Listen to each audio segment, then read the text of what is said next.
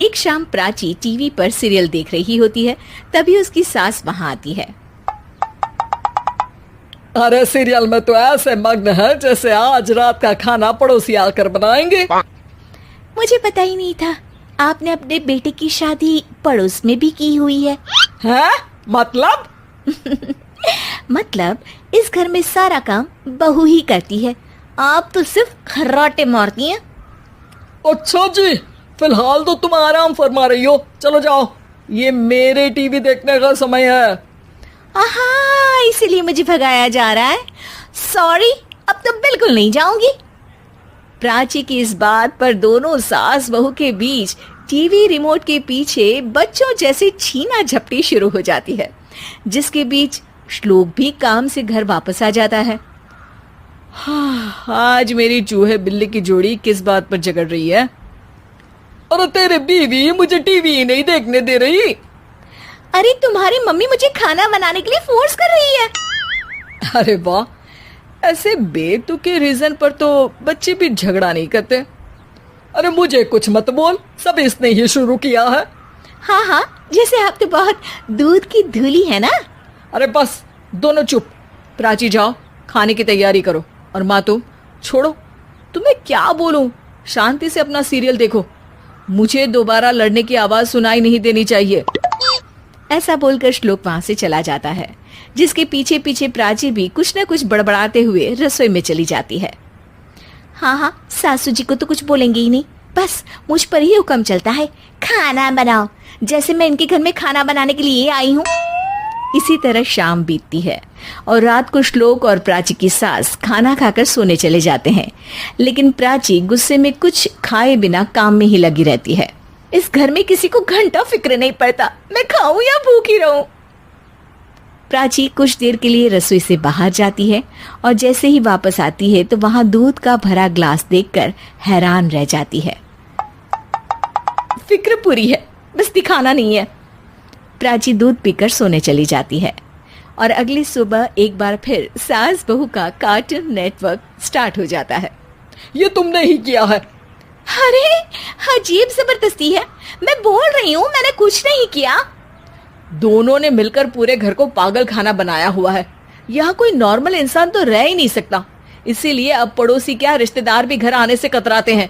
और सुन बेटे, तू भी चंगा, तेरी माँ भी चंगी, तेरी बीवी भी चंगी, रिश्तेदार। हाँ जी, आपको नहीं पता क्या, गंगाधर ही शक्तिमान है, रिश्तेदार ही। हाँ हाँ, बस समझ गया।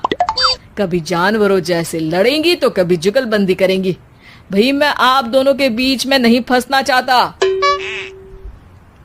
सास बहू की इस मनमौजी जोड़ी से परेशान होकर श्लोक अपना सिर खुजलाता वहां से चला जाता है। चलो अब मैं भी कीर्तन में जा रही हूँ।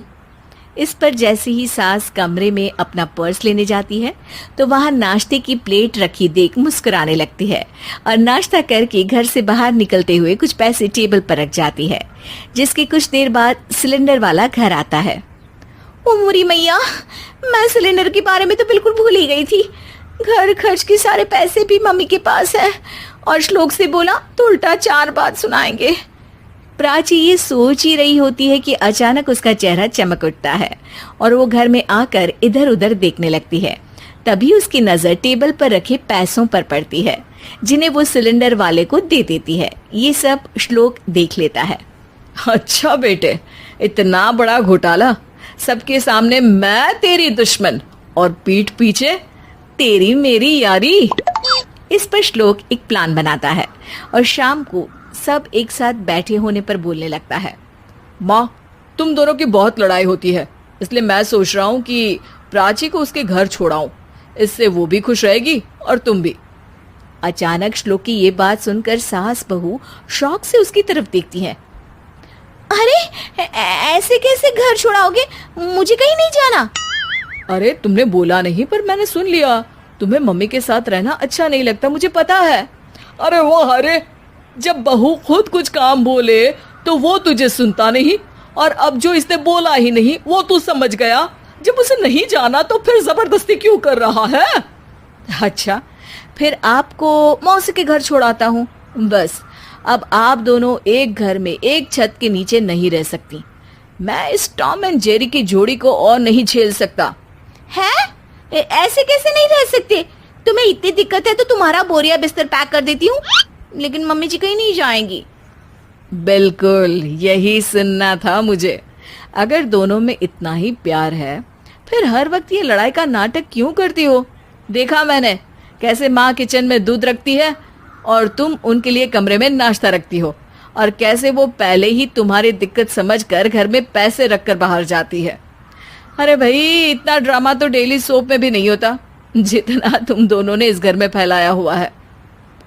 तू हमें टॉम एंड जेरी बोलता है ना, तो याद कर वो दोनों भी एक दूसरे को बाहर वालों की बुरी नजर से बचाने के लिए हमेशा सबके सामने लड़ते थे, लेकिन अकेले में दिक्कत के समय मदद भी तो करते थे। बस हमारा रिश्ता भी कुछ ऐसा ही है। और वैसे भी अगर सास बहू में तू मैं नहीं होती तो दुनिया वालों को कहानियां कैसे मिलेंगी?